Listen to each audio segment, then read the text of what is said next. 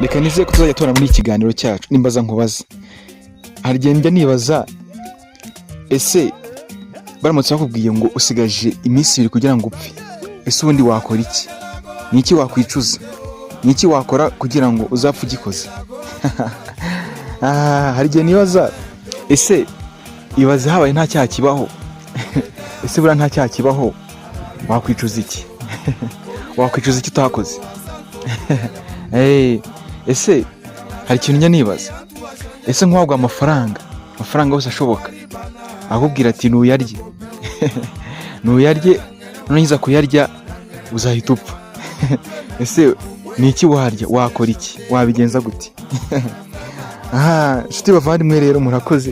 Iki kiganiro cyacu nakagaruka, mudushyigikire, ikiganiro cyacu kigere kure, kandi mutange ibitekerezo byanyu. Murakoze cyane, nahejo.